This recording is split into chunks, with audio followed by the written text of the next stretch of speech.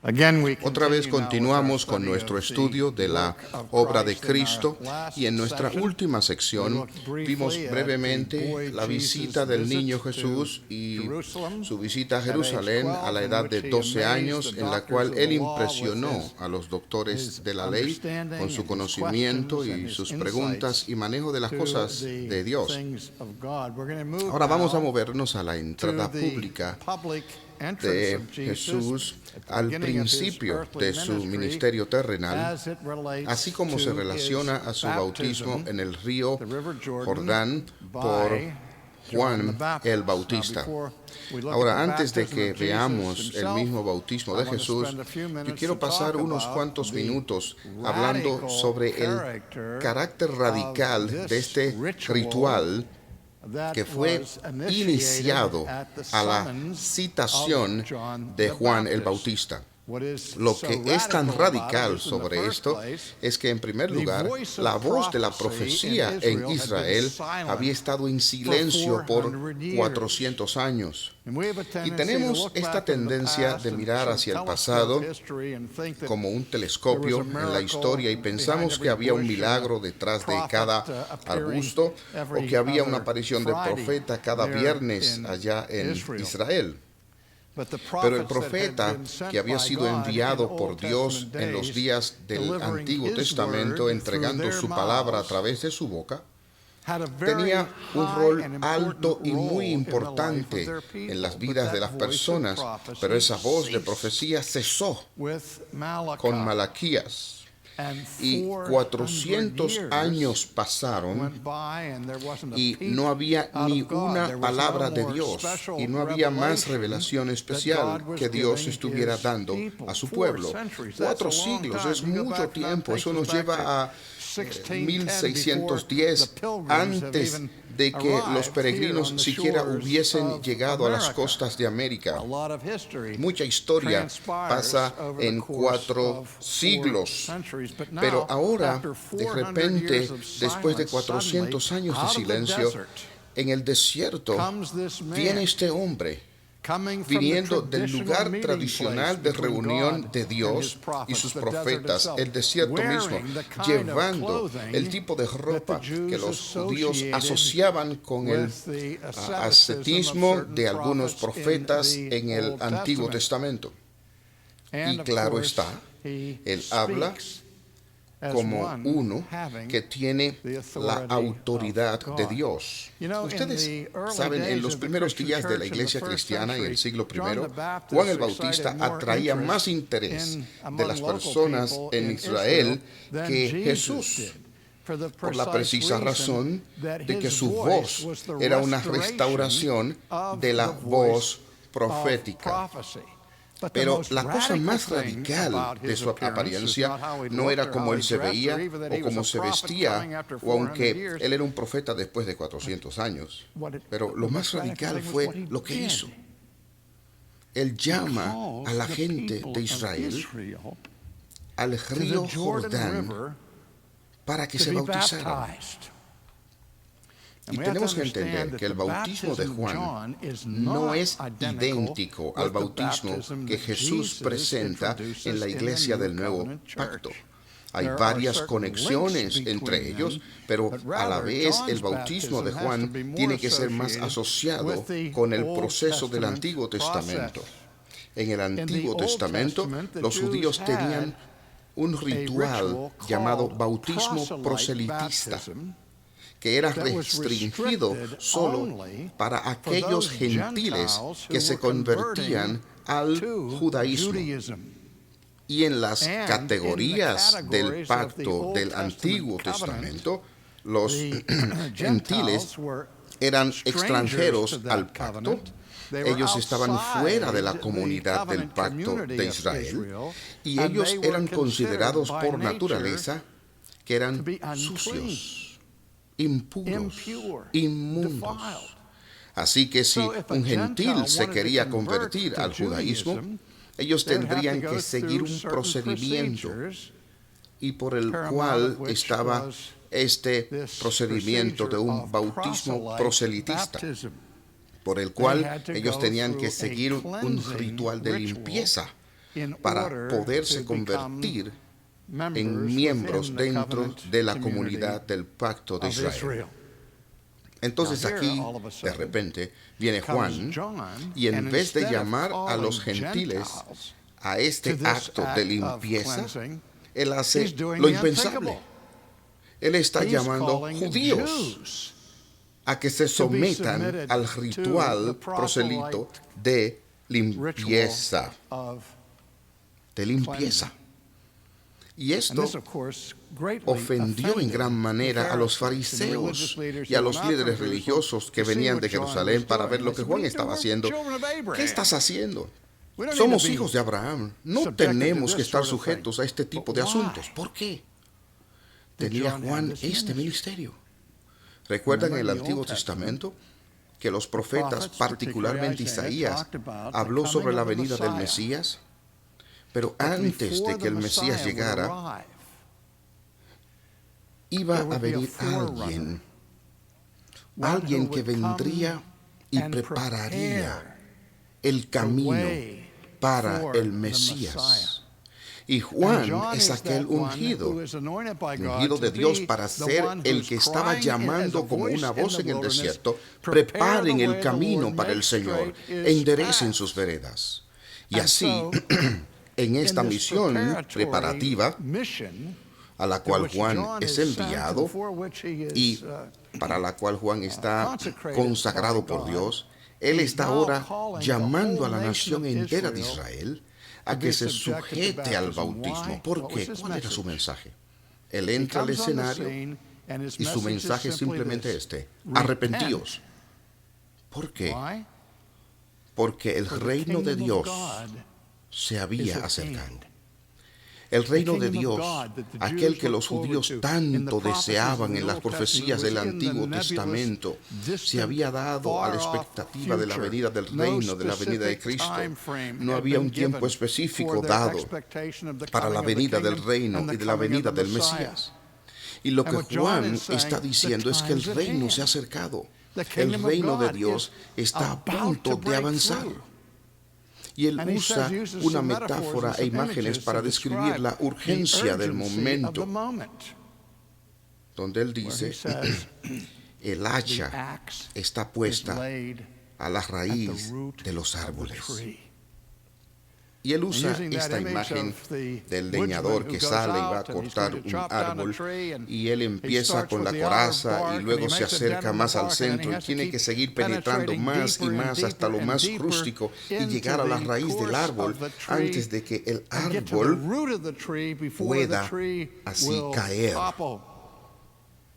De manera que la imagen de Juan es esta: no es la del leñador que está fuera en la cabaña volando su hacha y pensando en tumbar el árbol. No, tampoco es la de darle un par de hachazos al árbol para quitarle la corteza exterior. No, el hacha ya ha hecho todo el recorrido, cortando a través de toda la pulpa, en el centro de la madera, en el corazón, de manera tal que en un segundo más el árbol se va a caer.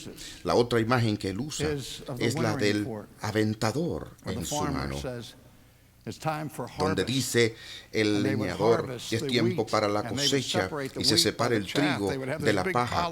Y ellos tienen esa gran pila de trigo junto a la paja, y si te arrodillas y tomas esto poco a poco, te tomaría toda la cosecha.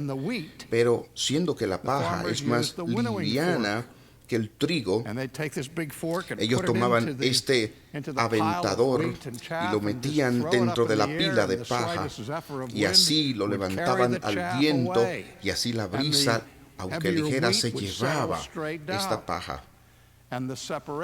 Y la separación se producía entre la paja y el grano. Así él presenta la urgencia de esto.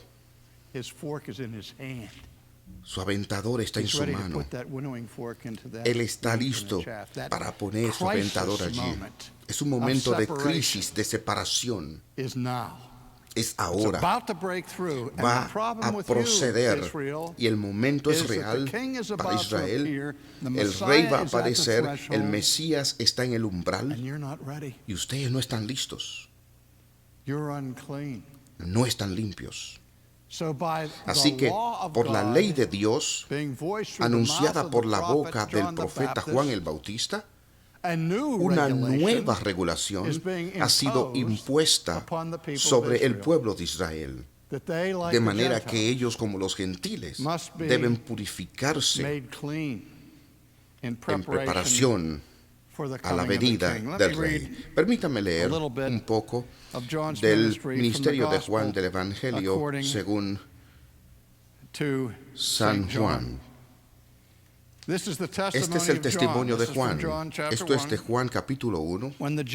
Cuando los judíos enviaron sacerdotes y levitas de Jerusalén a preguntarle, ¿quién eres tú? Él confesó y no negó, confesó, no soy el Cristo. Y le preguntaron, entonces, ¿quién eres tú, Elías? ¿Alguno de los profetas? No. Entonces él les dijo, ¿quién eres tú para que podamos dar respuesta a los que nos enviaron? ¿Qué dices de ti mismo? Ahora escuchen su respuesta. He aquí quién yo soy. Yo soy la voz del que clama en el desierto. Enderezad el camino del Señor. Citando directamente lo que dijo el profeta Isaías. Esta es mi misión, ser el que va delante, el heraldo del Mesías. Los que habían sido enviados eran de los fariseos y le preguntaron y le dijeron, entonces, ¿por qué bautizas si tú no eres el Cristo, ni Elías, ni el profeta? Él dijo, yo bautizo con agua, pero el que está entre vosotros, a quien no conocéis, es el que viene después de mí, a quien no soy digno de desatar la correa de su sandalia. Estas cosas sucedieron en Betania, al otro lado del Jordán, donde Juan estaba bautizando. Al día siguiente, Juan vio a Jesús que venía hacia él. Y él cantó el Agnus Dei y dijo, he ahí el Cordero de Dios que quita el pecado del mundo. Wow. El problema más grande que los judíos tenían para entender la venida del Mesías era este elemento de su oficio, de la redención del pecado, de ser un cordero para el sacrificio. Pero al mismo inicio de su ministerio, Juan el Bautista denuncia a Jesús y dice, he aquí el Cordero de Dios. Un cordero preparado para el sacrificio que quite el pecado del mundo. Este es aquel de quien yo dije, después de mí viene un hombre que es antes de mí, porque era primero que yo, y yo no le conocía, pero para que él fuera manifestado a Israel, por esto yo vine bautizando en agua. Juan dio también testimonio diciendo, he visto al Espíritu que descendía del cielo como una paloma y se postró sobre él. Yo no le conocía, pero él me envió a bautizar en agua y me dijo, aquel sobre quien veas el Espíritu descender y posarse sobre él, este es el que bautiza en el Espíritu Santo. Y yo le he visto y dado testimonio de que este es el Hijo de Dios. Esto marca el principio del ministerio público de Jesús. Esta fue su ordenación. Aunque Dios le envió para hacer el cumplimiento de las profecías sobre el Mesías, Jesús, durante su juventud, no andaba por ahí siendo el Mesías. Él no entró en esa misión hasta que fue bautizado.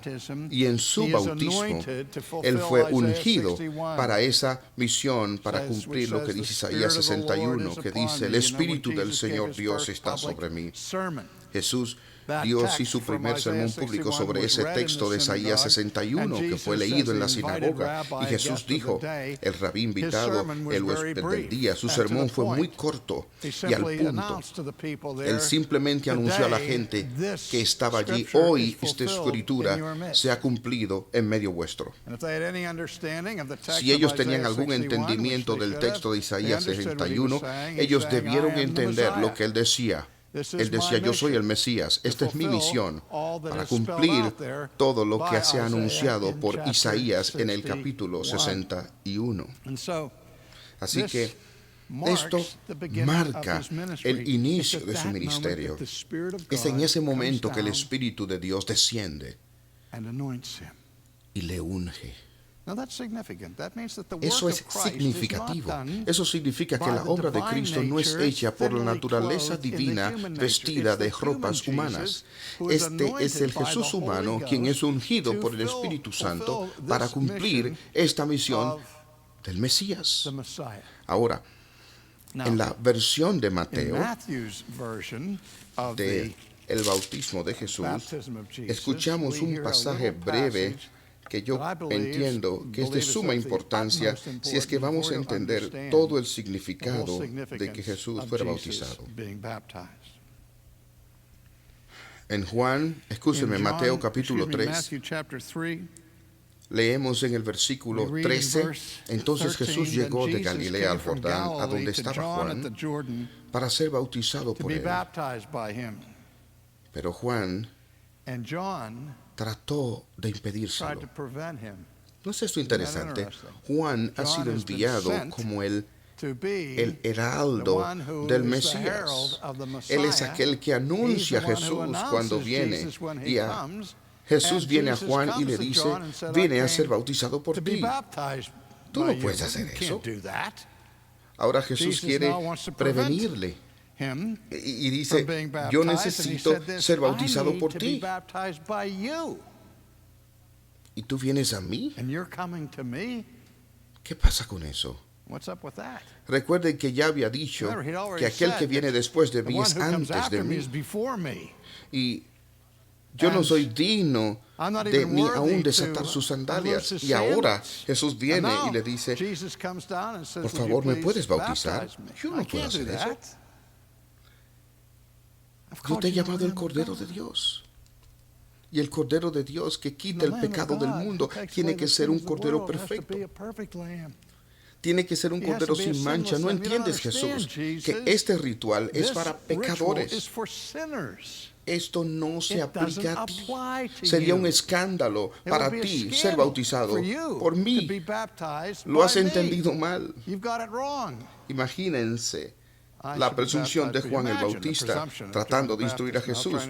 Obviamente no estaba allí en aquel día en la capilla o en el templo en Jerusalén y entendió el profundo entendimiento de Jesús sobre teología.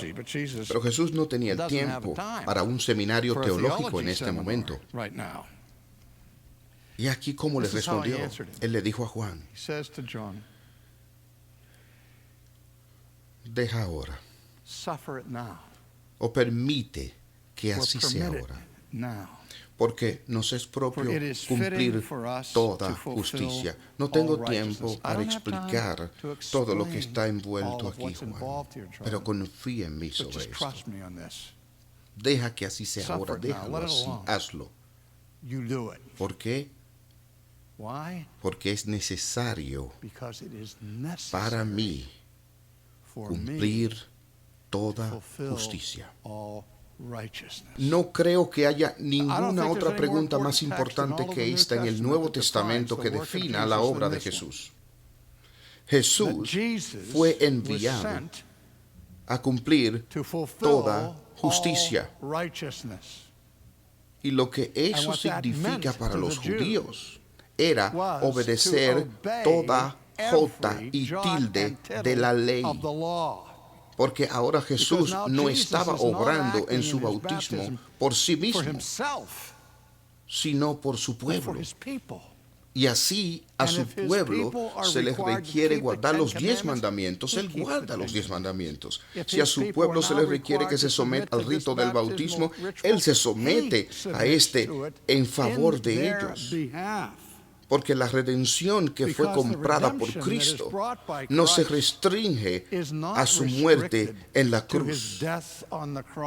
Hemos visto que en la obra de redención Dios no envió a Jesús a la tierra el Viernes Santo y le dijo, muere por los pecados de tu pueblo y con eso se resuelve todo. No, Jesús no solo tuvo que morir por nuestros pecados, sino que tuvo que vivir por nuestra justicia.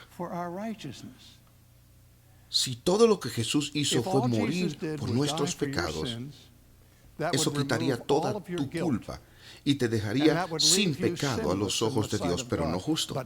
Serías inocente, pero no justo, porque no has hecho nada para obedecer la ley de Dios, que es lo que la justicia requiere. Así que tenemos una doctrina en teología que se refiere a la obediencia activa de Jesús, y es distinguida de la obediencia pasiva. Y esta doctrina está en gran disputa ahora mismo, particularmente entre los pensadores dispensacionalistas, lo cual encuentro extremadamente inquietante. El camino de la obediencia o la obediencia pasiva de Cristo se refiere a su disposición a someterse al dolor que impone sobre él el Padre en la cruz y en la expiación. Él pasivamente recibió la maldición de Dios allí.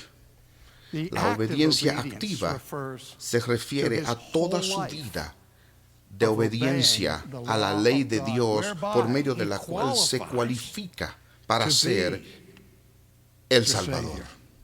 Él cualifica para ser el Cordero sin mancha. Califica para el canto digno. Es el Cordero que fue sacrificado por medio de su completa justicia. Él cumple las demandas de la ley. Y ustedes recuerdan el pacto con Moisés. Todo el que cumple la ley recibe las bendiciones. Todo el que desobedece la ley recibe la maldición. ¿Qué hizo Jesús? Él obedeció la ley perfectamente y recibió la bendición y no la maldición. Pero aquí hay una doble imputación que consideraremos más tarde en la cruz, donde mi pecado es transferido a su cuenta. Mi pecado es llevado y echado sobre él en la cruz. Pero en nuestra redención, su justicia nos es imputada. Una justicia que él no tendría de no haber vivido una vida de obediencia perfecta. Así que lo que les estoy diciendo es que su vida de obediencia perfecta es tan necesaria para nuestra salvación como su expiación perfecta en la cruz. Porque es una doble imputación. Mis pecados a él, su justicia a mí. Así que a eso es que la Escritura nos lleva cuando dice Jesús es nuestra justicia. Aún Juan el Bautista no lo entendía todavía. Ahora es que lo entiende. Pero a fin de cumplir toda la ley, Jesús tuvo que someterse a este bautismo. Inmediatamente después, el Espíritu que le acababa de ungir le llevó al desierto para ser tentado por Satanás. Y si Dios quiere, consideraremos eso en el próximo mensaje.